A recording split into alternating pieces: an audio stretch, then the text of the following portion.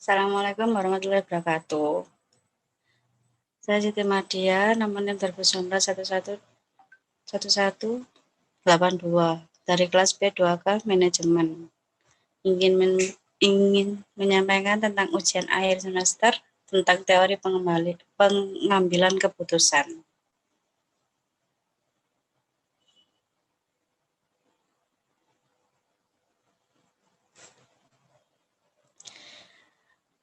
Saya akan menjelaskan tentang analisis kasus Hollywings. Yang pertama, tentang teori tentang bias, dan yang kedua ada perspektif Sittinghat dan ada perspektif Batna dan Sopa.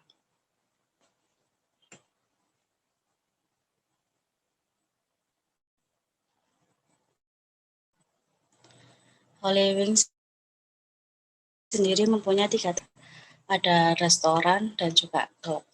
Hollywings sempat menghebohkan dunia maya saat memenuhi kontroversi dan menjadi perkara hukum karena tersangkut masalah agama. Sebagai informasi, karena rencana promo minuman beralkohol untuk mereka yang benar bernama Muhammad dan Maria, sehingga dampak dari kasus tersebut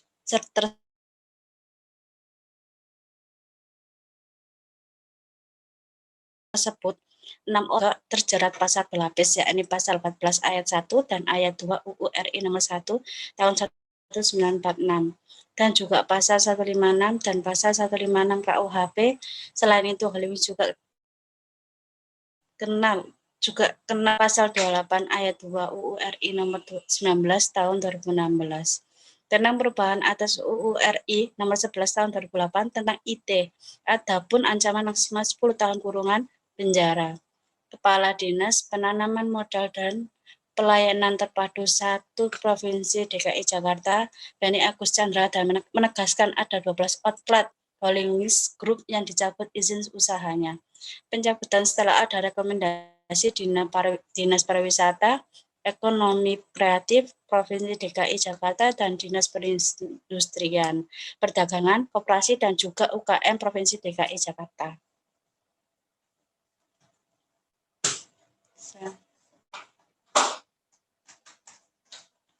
Ini adalah penampakan Hollywings yang disegel di Provinsi DKI Jakarta, dan ini adalah bagi pelanggan bernama Muhammad dan Maria yang sudah dia promosikan lewat Instagram.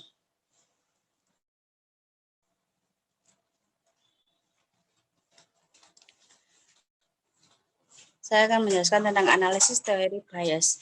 Dari kasus Hollywings, kenapa harus termasuk attritional bias?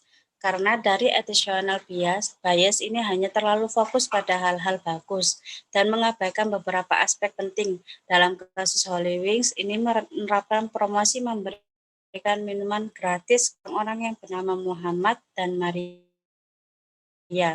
tanpa memperhatikan unsur pelecehan terhadap agama.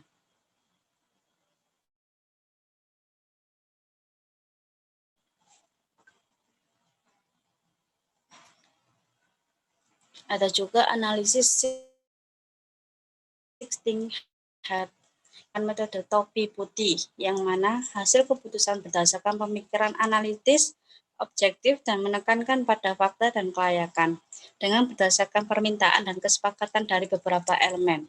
Analisis juga ada BATNA. BATNA-nya sejumlah outlet Hollywings di beberapa kota ditutup. Dari kasus Hollywings yang melakukan promosi yang mengandung unsur SARA, jadi dari pengambilan keputusan ini mengambil alternatif untuk menutup outlet Hollywings di beberapa kota.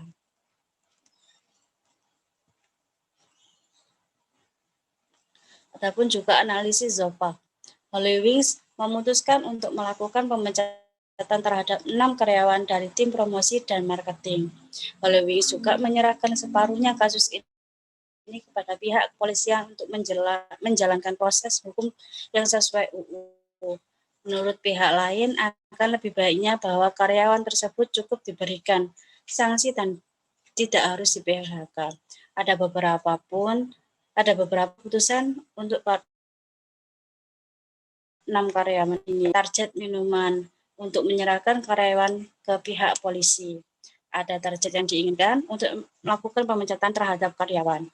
Dari pihak lain, target maksimum untuk memberikan sanksi saja terhadap 6 karyawan. Target yang diinginkan untuk melakukan pemecatan terhadap 6 karyawan.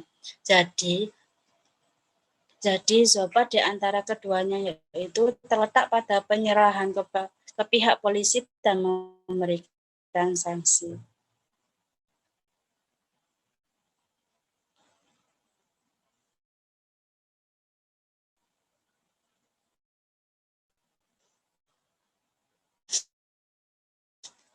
Dari kasus yang pertama, menurut saya dari kasus Hollywood ini, pihak manajemen harus bertanggung jawab atas promosi yang dilakukan dengan cara memecat 6 karyawan dari tim promosi, marketing, dan juga melimpahkan semua kesalahan kepada ke-6 karyawan.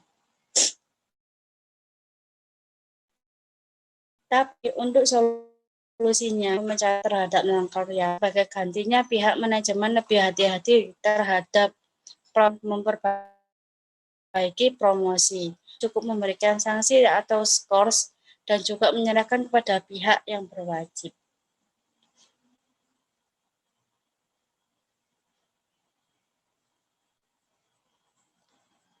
Sekian dari presentasi saya untuk menjelaskan tentang analisis yang sudah di UAS. Assalamualaikum warahmatullahi wabarakatuh.